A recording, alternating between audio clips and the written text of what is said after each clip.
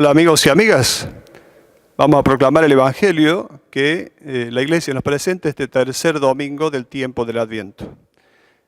El Evangelio desde el capítulo 1 de San Juan. Apareció un hombre enviado por Dios que se llamaba Juan. Vino como testigo para dar testimonio de la luz, para que todos creyeran por medio de él. Él no era la luz, sino el testigo de la luz. Este es el testimonio que dio Juan cuando los judíos enviaron sacerdotes y levitas desde Jerusalén para preguntarle, ¿quién eres tú?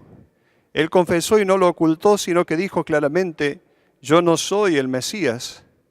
¿Quién eres entonces? Le preguntaron, ¿eres Elías? Juan dijo, no. ¿Eres el profeta? Tampoco respondió. Ellos insistieron, ¿quién eres para que podamos dar una respuesta a los que nos han enviado? ¿Qué dices de ti mismo? Y él les dijo, yo soy una voz que grita en el desierto, allanen en el camino del Señor, como dijo el profeta Isaías. Algunos de los enviados eran fariseos y volvieron a preguntarle, ¿por qué bautizas entonces si tú no eres el Mesías, ni Elías, ni el profeta? Juan respondió, yo bautizo con agua, pero en medio de ustedes hay alguien al que ustedes no conocen.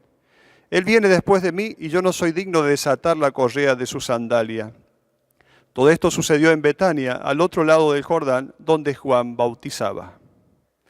Hasta aquí entonces este texto de este tercer domingo del tiempo del Adviento, llamado así el Domingo de la Alegría, justamente porque en la carta a los tesalonicenses, de la cual tomamos la segunda lectura de hoy, de la liturgia de hoy, se abre esta carta en el capítulo 5 diciendo, estén siempre alegres, oren sin cesar, estén siempre alegres.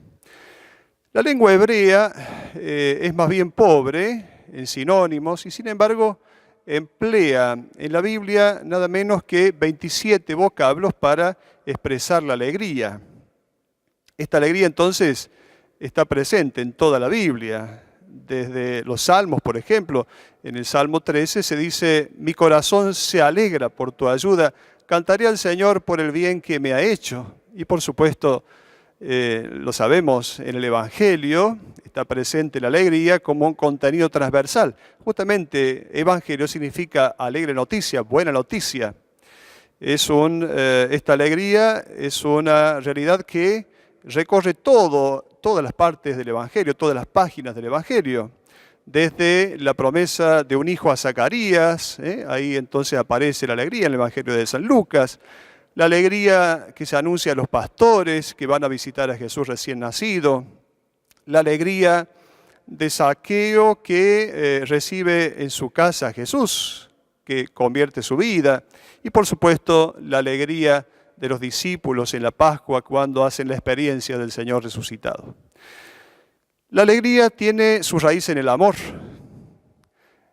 Estén siempre alegres, oren sin cesar, y orar es amar. La alegría está siempre, diríamos, como fruto del amor. Por supuesto, lo contrario, la tristeza tiene su raíz en el egoísmo. Por eso, lo diametralmente opuesto a la alegría no es el sufrimiento, sino el egoísmo. Por supuesto, no tendremos que confundir alegría con placer. Por eso, lo diametralmente opuesto a la alegría no es el sufrimiento, sino el egoísmo. El pecado, entonces, es la raíz de toda tristeza. El efecto inmediato del pecado es la tristeza. Aquí, entonces, aparece Juan, este personaje que aparece en el Evangelio de hoy, Juan. Nos preguntamos, ¿Juan es un hombre alegre? ¿Es un profeta alegre? Pareciera que Juan, por ser tan rígido, tan exigente, es un hombre muy poco alegre. Sin embargo, esta es la alegría propia del corazón de un profeta. Este Juan que se reconoce como el amigo del esposo y que escucha la voz del esposo, se llena de alegría por oír la voz del esposo. Esta es la alegría profunda del profeta. Por eso esta venida de Jesús siempre está acompañada por la alegría. Y Juan el Bautista también tiene esta alegría.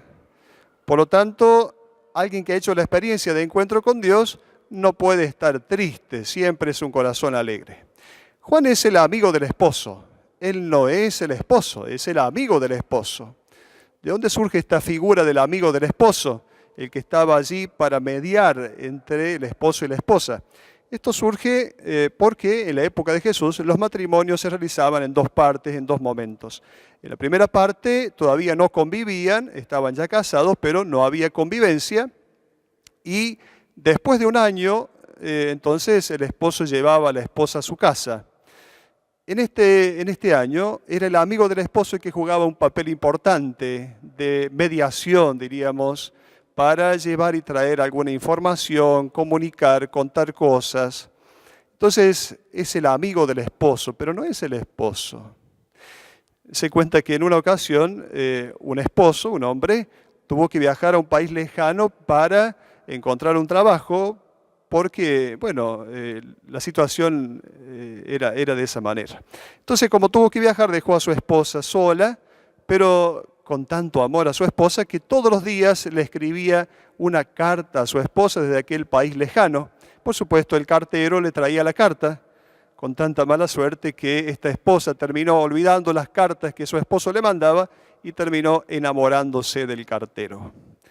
El cartero aquí cumple una función instrumental de mediación, pero no es el que tiene que llamar la atención.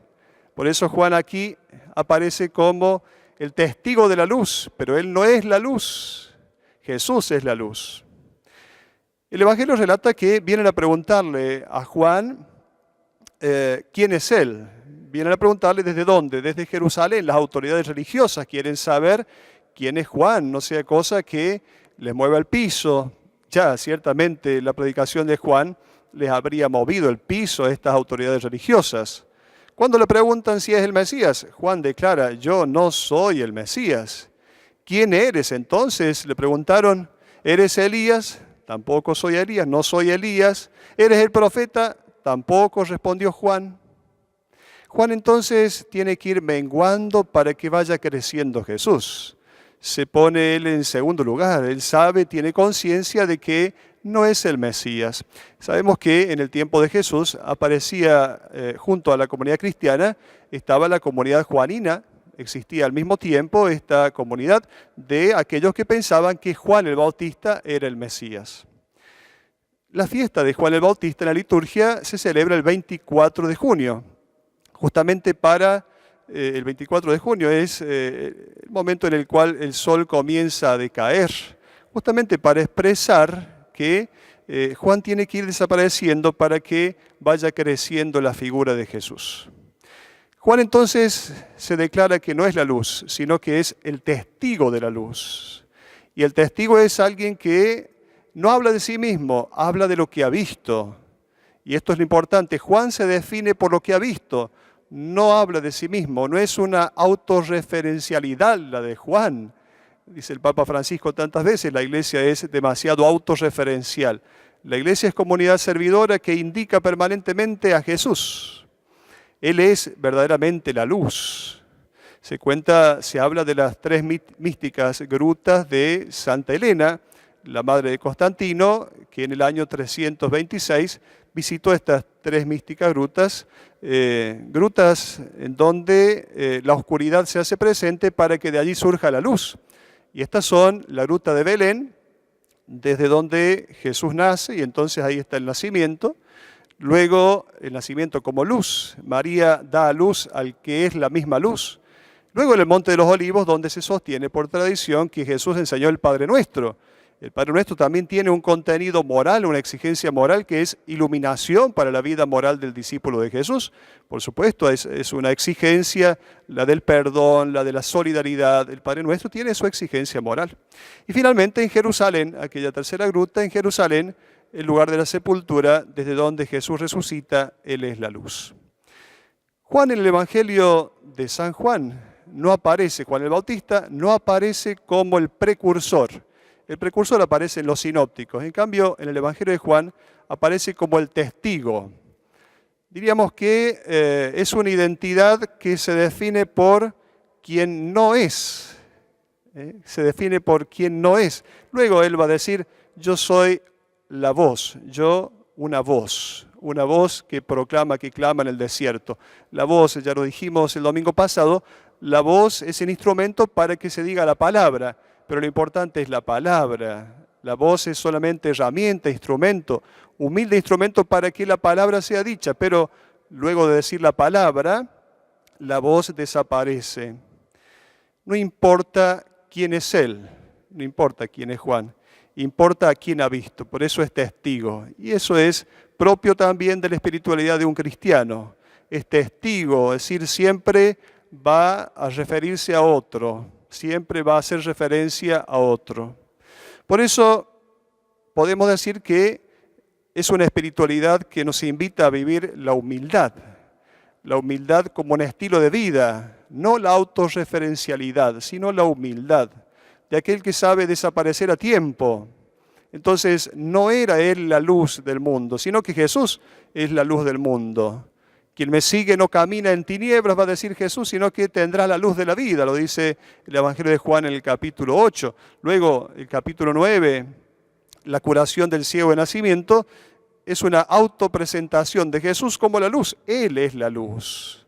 Juan entonces es esta voz que grita en el desierto, pero no es la palabra de Jesús. Por eso hay un hermoso retablo, llamado retablo de Iseheim, realizado por Matías Gotterd, en el cual aparece Jesús en el Calvario, Jesús crucificado, y está Juan a un costado indicando a Jesús, mirando hacia otro lado, pero con su dedo indicando a Jesús crucificado. Y es llamativo que el dedo índice de Juan es mucho más grande que los demás dedos. Es casi, diríamos, desproporcionado este dedo, en cuanto que es mucho más grande. Porque Juan está indicando permanentemente a Jesús. Juan el Bautista no llama la atención sobre sí mismo. La persona, y en este caso la persona de Juan, y puede servir también para nuestra vida espiritual, la persona vale por lo que ha dejado para ser ella misma. La persona no vale tanto por lo que ha acumulado. Muchas veces nosotros pensamos que las personas valen por lo que han acumulado. En este caso, Juan ha dejado mucho. Juan pertenecía a la tribu sacerdotal, era sacerdote, por herencia su padre era sacerdote, por descendencia debería haber sido sacerdote. Él deja esto, deja el sacerdocio como, diríamos, un ejercicio en el templo, para ejercer de otra manera su función profética allí en el río Jordán. Por eso, en este caso, no se nos dice, una persona vale por lo que ha dejado para ser ella misma, no por lo que ha acumulado. No ha acumulado títulos, no le interesó a Juan los títulos, él es permanentemente referencial, no autorreferencialidad, sino referencia a Jesús. No es que Juan acumule títulos, muchas veces nosotros sí nos llenamos de títulos, pareciera que nos definimos por los títulos que tenemos, cuando en realidad Juan quiere sacarse todo eso de arriba. Juan sabe que no es Dios. Juan tiene conciencia de que no es el Mesías. Cuando le preguntan, él no se deja encasillar, no se deja definir, es simplemente un testigo de la luz. Y un testigo habla de aquello que ha visto y oído.